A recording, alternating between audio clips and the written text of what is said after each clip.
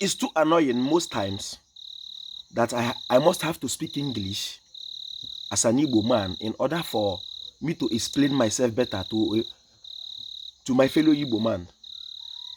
I must have to use a foreign dialect for me to be satisfied that I have explained myself to this person as a brother. It's too annoying. But if you always choose English, I want you to know that we are our ancestors. We are our ancestors because they live through us. Biko iboro onye Igbo, ọ bụ na ị na-ajụ ajụjụ kwa ụbọchị sị olee otu ndị ọcha si bute nwa agbara anyị n'ike niile agbara anyị na-akpa. Achọrọ m ka ị mara na ndị Igbo kerelu oshi na ọ onye ekwe chi ya ekwe. Eduhie mmadụ, eduhie ihe niile na ya so. Biko isiokwu m n'ụbọchị nke taa bụ ịkọ ọvọ mmụọ. Mgbe ahụ na-eme onye Igbo mete ihe na-awụghị omenala, ntọala, nsọala ya, mmadụ ibe ya kwa ihe eji mepekwa ọnụ ka ọvọ mmụọ tupu ndị mmụọ abịawa. Mana ihe m ji na-arụtụ ya aka bụ na ọ na-emekwa mmadụ ka ọvọ mmụọ bịa evu mmụọ.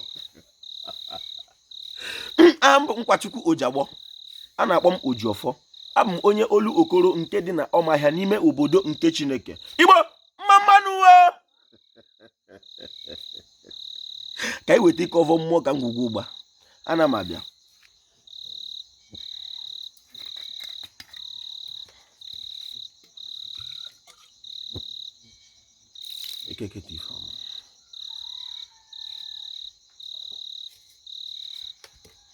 Mgbe ahụ na-eme nwanne gị meta ihe ọjọọ, gaa nọrọ n'ọha shia eli mejọ ole nke maka na ịma ya daa ịkọ ọvọ mmụọ.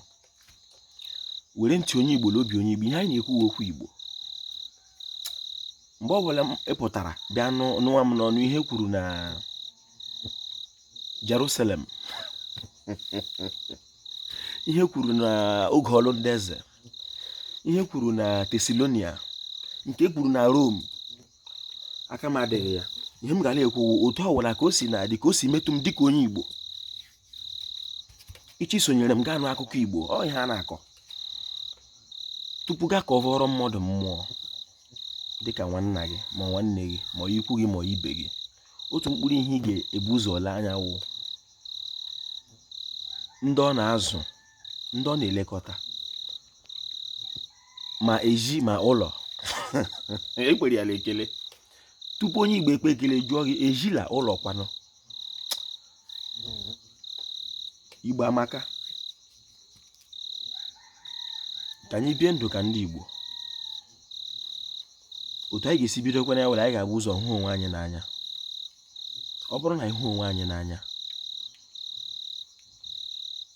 anyị ga-ahụ ala anyị n'anya, ma echi hụ onwe anyị n'anya, hụ ukwu mmụọ na arụsị dị ya n'ime anya.